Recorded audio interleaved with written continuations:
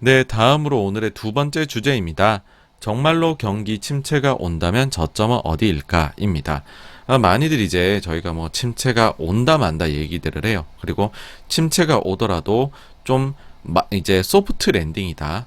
소프트한 게 온다. 아니면 하드한 게 온다. 이런 얘기들을 하십니다. 그러면은 뭐 제가 여기에서 여러분 침체는 반드시 옵니다. 뭐 이런 얘기를 드리는 거는 제가 그렇게까지 뭐 매크로를 잘 알겠습니까? 그건 제 능력에 바뀌고요. 그럼 우리가 일단은 알아야 될 거는 과연 그러면 그 각각의 경우에 따라 가지고서 평균적으로 과거의 증시는 어떤 식으로 반응을 했을까를 공부를 해두면 저희 지금 이제 이 방송을 들으시는 분들 중에서 각자가 생각하시는 향후의 경제 시나리오가 있을 거잖아요. 그래서 그 시나리오에 그 주식시장 반응을 대입을 해보시면 어떨까라는 생각이 듭니다. 그래서 이 자료를 오늘은 준비를 하게 됐습니다. 자, 이제 본격적으로 경기 침체에 대한 이야기가 나오고 있다는 거고요. 월가에서요. 최근에 주요 IB 중에서는 처음으로 연내 경기 침체로 노무라가 의견을 바꾸었다라는 겁니다. 그런데 되게 강력한 경기 침체는 아니고 아주 마일드한 수준의 경기 침체가 올 거다라는 거고요. 보시면은 지금 이제 올해 4분기부터 마이너스로 들어간다는 거죠. 예, 그래가지고서 4분기부터 이제 경기 침체로 들어간다라는 거죠. 그렇게 해가지고서 보시면은 내년도 4분기까지 해서 6개분기 연속으로 이제 마이너스가 나올 수가 있다라고 예상을 요번에 바꾸었습니다. 예, 그러면서 과거하고 비교를 했죠. 과거하고 비교를 했는데 이 가장 빨갛게 볼드체로 되어 있는 선, 요 선이 이번에 노무라가 생각하는 경기 침체 GDP 미국의 흐름일 거다라는 건데 과거의 리세션하고 한번 비교를 해보자는 거죠. 1960년대부터 해가지고요. 60년 이후로요. 그렇게 보시면은 다수가 요 빨간 선보다 밑에 이렇게 형성이 되어 있는 게 보여지실 겁니다. 그렇죠? 그래서 이번에 노무라가 예상하는 본인들이 볼 때에는 오기는 오는데 침체의 그 깊이가 얕다라고 일단은 얘기를 했습니다. 다음으로 연준에서 이제 발표하는 애틀랜타 연준에서 발표하는 GDP Now 같은 경우에는 현재 제로를 가리키고 있습니다. 1Q가 마이너스 1.6이었으니까 2Q도 만약에 여기 제로에서 마이너스로 가게 되면 이제 뭐 공식적으로 경기 침체 발표를 하기는 해야겠죠. 요게 다음 주에 세 차례 업데이트가 됩니다. 그걸 한번 눈여겨 보십시오. 다음으로 뉴욕 연은에서 발표를 하는 그 GDP 성장률 예상치인데요. 요게 두 개가 바뀌었네요. 요게 3월달 예상치고 요게 6월달 예상치입니다. 근데 보시면은 원래 22, 23년에 각각 0.9%, 1.2%의 경제 성장을 예상을 했는데 3월 달엔요. 6월 달에는 이걸 바꿔가지고서 마이너스 0.6, 마이너스 0.5 그래서 2년간 내내 역성장을 미국이 하게 될 거다라고 예상을 해놨습니다. 그 뒤에 보시면 이 역성장 이후에 회복도 느리다로 해놨는데요. 당초 1.5, 1.8%의 성장을 24, 25년에 해뒀던 걸 0.4, 1.4로 많이 낮췄습니다. 그래서 향후 3년에 걸쳐가지고서 경제가 별로 재미가 없을 것이다 라는 식으로 했죠. 그래서 요즘 이제 침체에 대해 가지고서 아주 공식적인 채널에서 얘기들이 많이들 하고 있습니다. 자, 그러면은 요 표가 아마도 오늘의 하이라이트일 것 같아요. 정말로 경기 침체가 온다면 저점은 어디일까? 1950년 이후로 S&P 500 기준으로 경기 침체가 왔을 때를 쭉 제가 한번 나열을 해봤습니다. 그렇게 해보면은 이제 그 총 11번의 50년 이후로 총 11번의 경기 침체가 있었고요.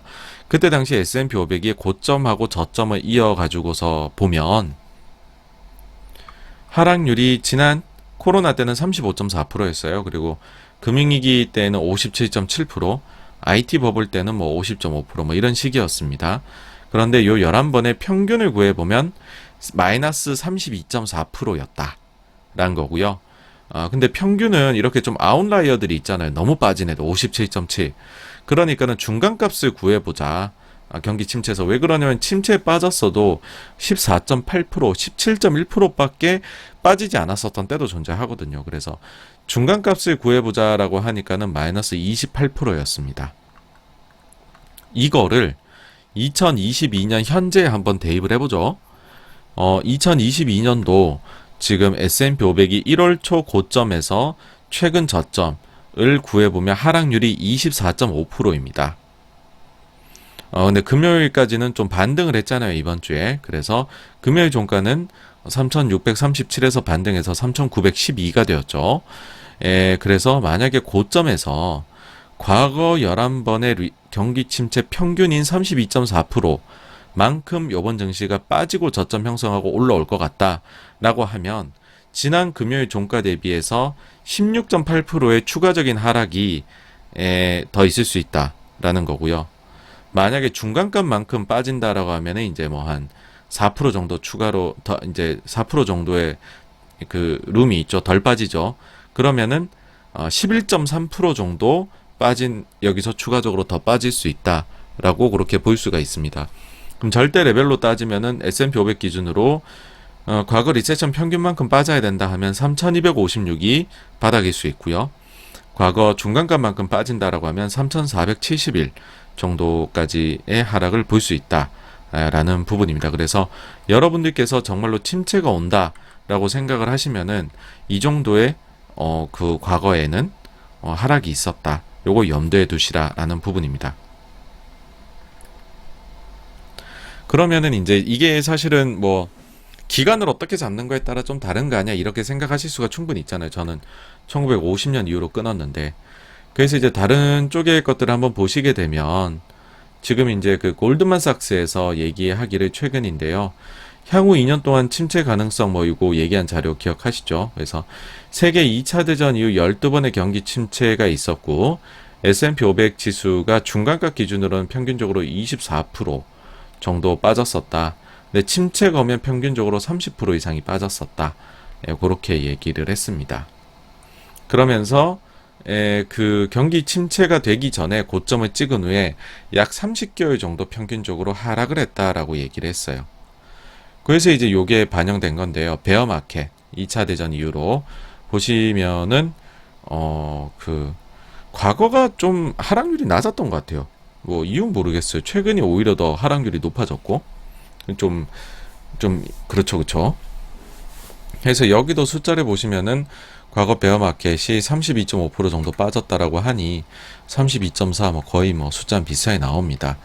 그리고 평균적으로 베어마켓이 14개월 하고 한 14, 15개월 정도 가더라 라는 거고 그 뒤에 회복까지는 2년이 걸리더라 라고 이야기합니다.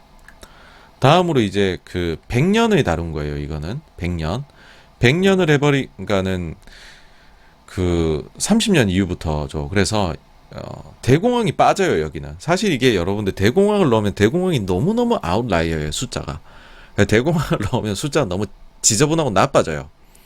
그래서 대공황은 보통들 안 넣고도 구하시는데 그런 경우는 안 일어난다고 보는 거죠.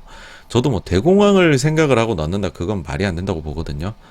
뭐 근데 만약에 일어난다 그러면은 다 틀리는 거죠. 그거는 왜냐면 너무 이제 이례적인 일이니까. 근데 어쨌든 30년 중반 이후부터로 해가지고 보게 되면 리세션이 다다다닥 이렇게 발생을 했고 평균적으로는 32%가 빠졌다.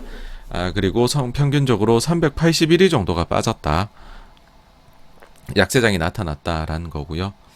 그리고 그 중간값으로 보면 마이너스 27%, 기간은 386일로 거의 막 비슷했었습니다.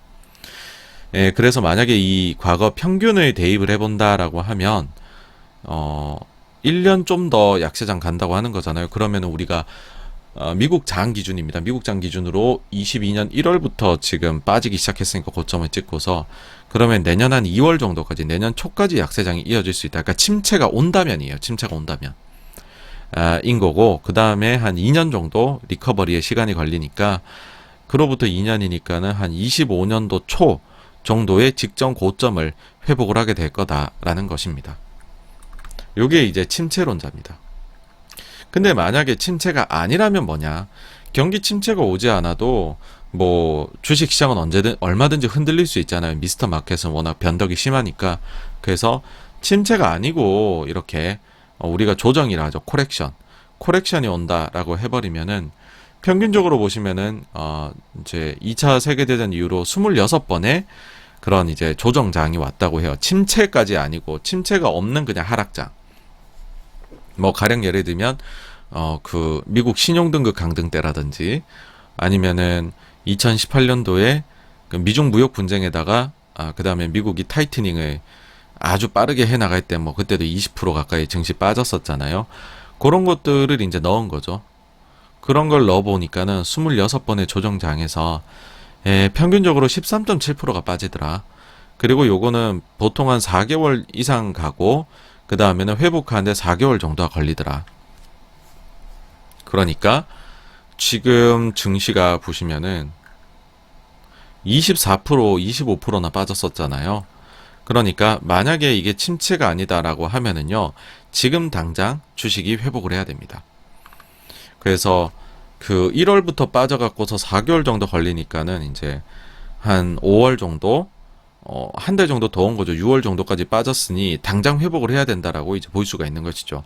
그러면은 한 4개월에 걸쳐 갖고서 평균적으로는 회복한다고 하니까 올해 연말 정도가 되면 다시 직전 고점을 노려보는 그런 게 침체가 아니라면 될 수 있다라는 부분입니다.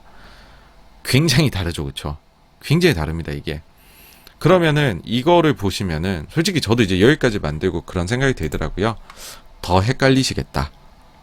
이렇게 말씀드리면은 오히려 혼돈만 더 드리겠다라는 생각이 들어서 요번에는 조금 더 이제 그 경우에 이제 각자 처해 있는 상황이 다르니까는요. 그리고 다시 한번 말씀드리지만은 저희 채널이 뭐 완전히 전문가들 분들을 위한 채널이라든지 그렇다라기보다는 제가 그냥 생각하기에는 아주 그냥 그 평균적인 주식 시장의 참여자 분들을 저의 청자님들이라고 생각하고 이제 말씀을 드리는 부분이거든요. 그랬을 때 이제 나눠보면 일단 이렇습니다. 만약에 본인이 굉장히 이제 그 경험도 있고 참을성 있는 장기 투자자이다. 혹은 이미 현금을 다수 보유해서 이번에 손실을 좀 최소화했고 투자 여력이 있는 그런 투자자이다 라고 한다면은 지금의 레벨에서는 좋아 보이는 종목을 선별적으로 투자에 나서도 무방하다라고 봅니다. 요거는 지난주에도 Q&A 때 그런 말씀을 드린 바가 있죠. 그런데 이미 현실적으로는 주식을 다수 보유하고 계신 분들이 훨씬 많을 겁니다. 그러면은 이분들은 현금 보유가 적잖아요. 침체가 올지 안 올지는 아무도 모르잖아요.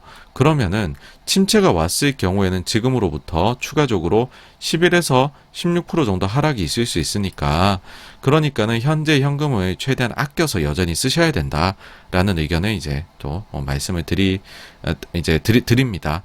그러니까 주식을 다소 보유하고 계신데 만약에 침체가 안 왔다 그러면은 4개월 뒤면 어차피 회복이 되는 거니까 손실 회복이 일어나잖아요.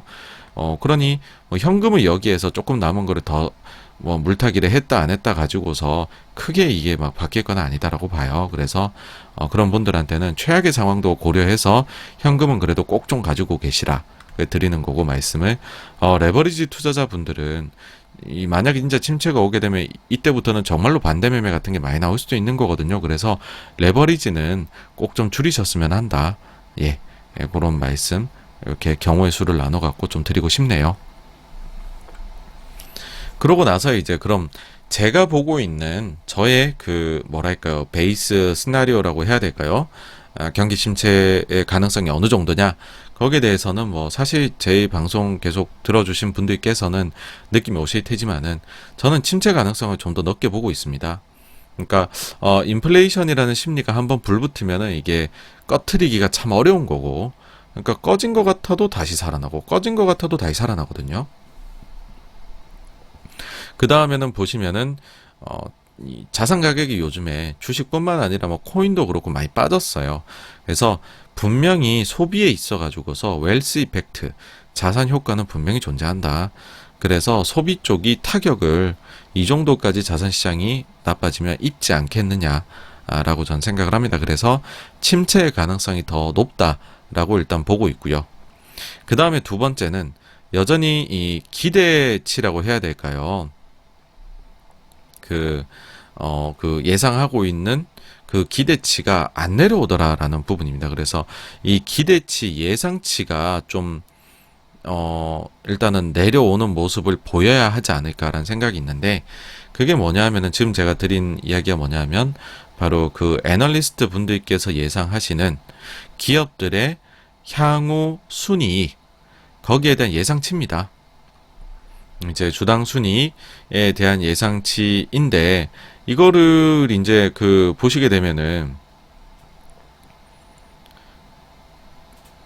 최근에 침체 얘기들을 엄청나게 하는데, 향후 12개월 주당 순이익 예상치거든요.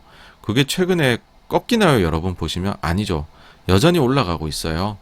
물론 최근에 이제 요거는 살짝 고개를 내리기 시작을 하긴 했는데, 여전히 보시면 이것이 계속 해가지고서 기업들의 이익은 좋을 거야 라고 우리가 지금 저기 셀사이드에서는 얘기가 나오고 있는 거거든요. 저는 이게 참 부담스럽습니다. 예. 이게 만약에 이렇게 쭉 내려와 있다면 부담이 적을 것 같아요. 근데 이게 여전히 높아요.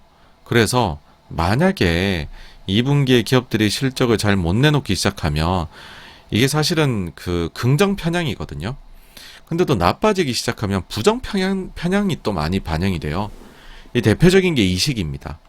코로나 오니까는 보세요. 주가가 먼저 빠지고 주가가 막 엄청 빠지고 있는데도 코로나라는 역대급의 사건이 발생했는데도 이익 예상치를 안 내렸어요, 거의. 그러다가 나중에 후루루루루룩 내리기 시작을 하죠. 그러고 나니까는 이제 이때에는 부정 편향이 되게 강해진 거예요. 그래서 주가는 막 올라가기 시작하고 그 뒤에 보시면 실제로 기업들의 이익이 잘 나와요. 근데 이익 예상치는 회복의 속도는 생각보다 더뎠습니다. 그래서 이때 어닝 서프라이즈 비율이 단순히 이제 어닝 서프를 내는 기업 수가 많다를 떠나서 그들이 내는 어닝 서프라이즈의 폭 자체도 대단히 컸습니다, 여러분. 근데 그러고 나서 이익이 진짜 좋구나라는 생각을 하고 위드 코로나를 하니까 그때부터는 긍정 편향이 저는 좀 많이 자리 잡아 있다. 저 긍정 편향이 조금은 꺾여야 된다. 예, 라고 생각을 합니다. 그래서 아직까지는 저는 침체가 올 가능성이 높으냐 아니면 오지 않고 해결이 될 거냐 둘 중 골라봐라 라고 한다면은 침체 가능성이 더 높다. 예, 그렇게 생각을 합니다. 그래서 여기까지가요. 두 번째 주제, 정말로 침체가 온다면 저점은 어디일까에 대한 내용이었고요. 그 다음에는 이제 Q&A로 넘어가 보도록 하겠습니다.